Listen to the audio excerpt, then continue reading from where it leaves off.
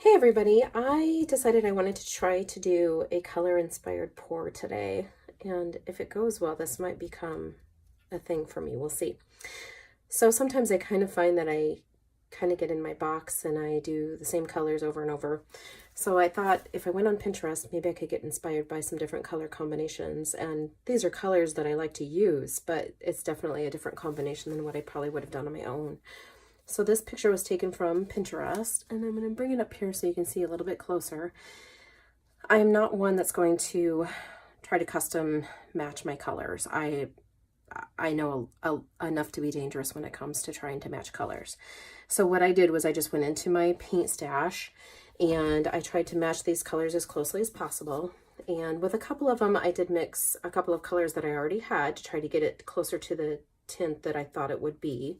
For example, this is just a house paint that I had purchased, and then I thought it was a little bit more pink. It needed to be more pink than this, and a little bit more purple, so I added deep violet to it, and then I got this color. And what I've done with some of these colors is added a little bit of silicone to them. For this color, once again, I had another house paint that has been mixed with my pouring medium, and then I added turquoise green to it and a little bit of white to kind of lighten it up. And this one also has a little bit of silicone in it. I find that the house paints don't really react as well as the artist paints do, so I thought it would probably be a good idea to add a little bit of silicone just so that I make sure that I do get some fun stuff going on in the painting. With the yellow, this is cadmium yellow light, yellow medium, and then I added just a couple of drops of burnt umber into it. That one also has some silicone in it. And then this is pink salmon. I think that's pretty darn close to what it already is in the color swatch. And then I'm using quinacridone magenta as well. And then I think I will add some white into it just to make it, I think white just kind of adds to it, and it also kind of gives some reaction to the paint too. So I'm going to set this aside so that I don't get paint all over my iPad. And I'm going to work on a 12 by 24 canvas today, and I'm going to do 5 flip cups with about 5 ounces of paint each, or pretty close to that anyway. And this is kind of the same method that Julie Cutts uses, where she layers her paints into the cups. So I'm going to start with, I'm trying to decide where I want to put my white and where it's going to possibly be needed the most. And I'm kind of thinking between probably the blue and the yellow will probably be a good spot for it, just so that I don't end up getting more green. So I'm just going to start with this purple color, and I'll probably try to do several layers of each color into the cups. And my goal, these are 7-ounce cups, so I'm not going to fill them all the way, but my goal is to have about 6-ish ounces of paint in each one, just to make sure that I have enough. I believe she recommends 26 ounces.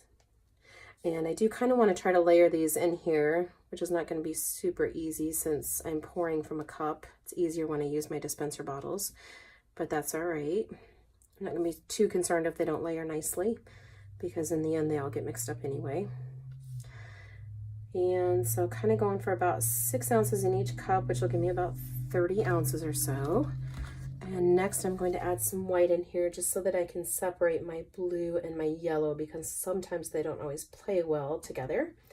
And I don't want them to mix up and be completely green. I do want to try to keep the yellow in the pour. So I find if there's a color that I'm concerned about that it might change to a different color or pick up from another color next to it, then I'll try to put white in between just to kind of keep that from happening. I may end up putting white in between the salmon and the magenta as well, just to keep those colors in their pure state. Okay, and then I'm going to add in the yellow, and I'm going to try to be careful with this one so that it does not mix down into the blue. So I kind of want to float it on top of the white and make sure that I have a nice generous layer of that so it shows. And I'm just going to continue to add colors in here.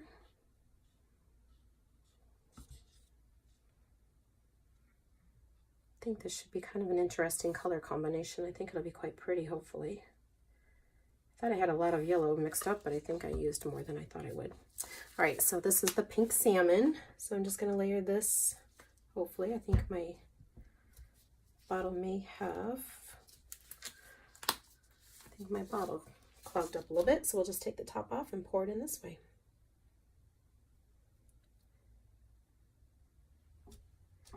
I am tempted to put some glitter in this because, as most of you already know, I like my bling, but I will leave the glitter out of this for this one time. All right, and then I think I will add just a little bit of white in between here to make sure that my quinacridone magenta shows up nicely. I think it's going to be quite a pretty painting when it's finished.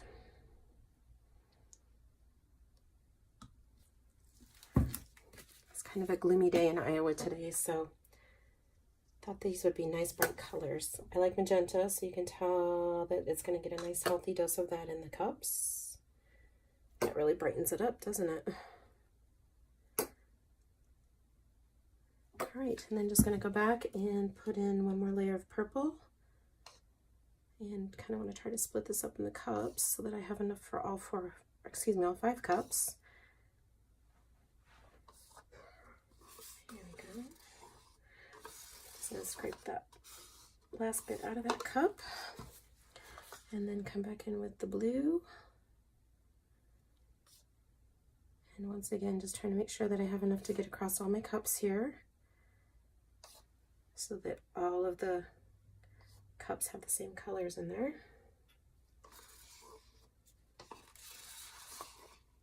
I have more paint than what I need, but that's okay.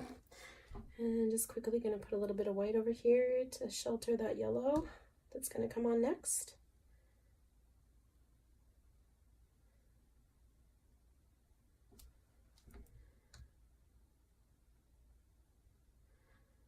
Hopefully this keeps it from turning green. And I'm just going to put this yellow on.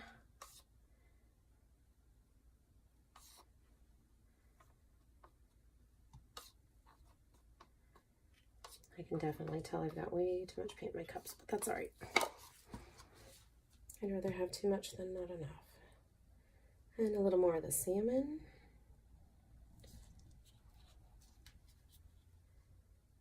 And then I'll just top it off with a little bit of that magenta, and we'll bring the canvas up here and see if we can't pour this. And I know that I have enough paint for all of this, but I just want to make sure that I do get my colors totally represented in all my layers. All right, just going to set these colors over here to the side. Put the cap on the white. And get these cups out of the way. And then I'll set these guys up here out of the way and bring up the canvas. I'm using a gallery wrapped canvas from Michaels. This is the Artist Loft, and I did put push pins in the back of it just to keep it up off the surface. And then I also primed it with white just so that I can make sure that my sides will cover nicely when I do flip the cups. So I've got 5 cups, so the first one is going to go right here in the center. Oh, it's going to be pretty. And then I'm just going to flip these other guys over. I know I've got plenty of paint. Oh, look at all that cool stuff going on because I put that silicone in there. So I know we have plenty of paint to cover the canvas, so we're definitely good there. I did spray the cups with silicone, the WD-40 silicone spray, just to make sure that my paint will release from the cups. And I've already got silicone in the pour anyway, so it really doesn't matter as far as that's concerned. So you can see that the paint has released from the cups, and I'm just going to move this guy over to the corner a little bit more. And then I want to make sure that the top edge is kind of covered. So if all goes well, I'll pull this cup down, and I'm going to move this up just a tiny bit because I want to make sure that I don't dump paint off the edge of my counter where I'm pouring. So we'll just go ahead and pull this one. Very cool. I like the colors. You can see all the cool stuff going on with the silicone. All right, and then we're going to let a little bit more out of this one and pull it down. And we'll pull this one next. Wow, even the cups are pretty. Oh, I think this might become one of my favorites. All right, and the last guy over here.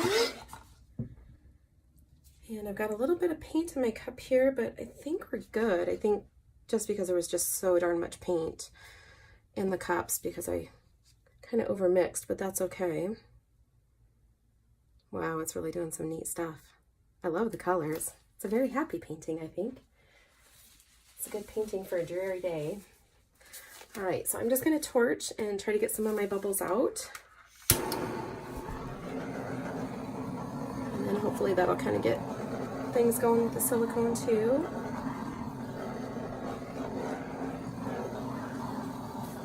All right. Okay, so everything's kind of melding nicely together. I love that magenta in there. I'm getting some really neat cells, and they're nicely layered, so we'll see what we can do when we try to cover the rest of the canvas. So I'm going to go to the top first and try and get all of this covered and let it go over the edge. I think my ends are getting pretty well covered as it is. So just kind of going to go back and forth, nice gentle action, nice and slow, because I want to try to retain those lines a little bit if I can. So I'm just going to go back and forth and let the paint go over the edge. But I don't want to lose all my paint either.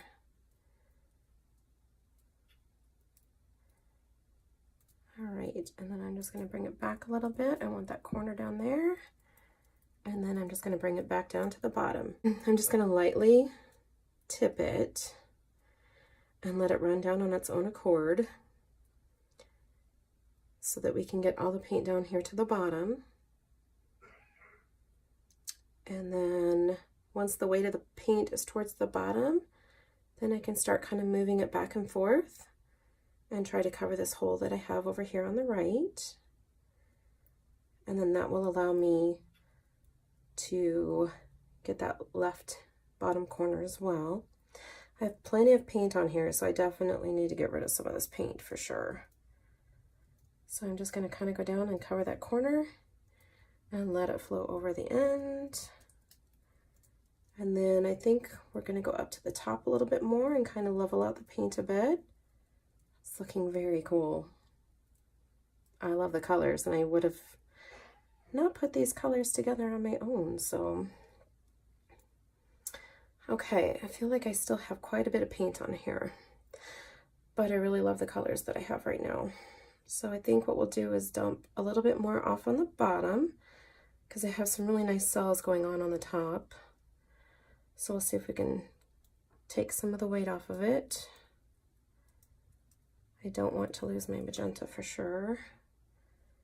And then I just want to tip that back and stretch those cells back the other way so they're not completely stretched out.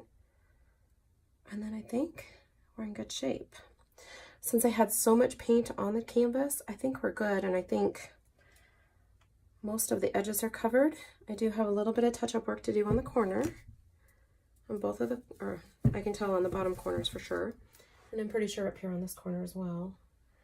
But all in all, it looks pretty good. So I'm just going to go back and touch these guys up, and then I think that concludes the color inspiration pour. I love the colors and how they turned out. And it definitely is not a color combination I would have put together, so I'm pretty pleased with the results.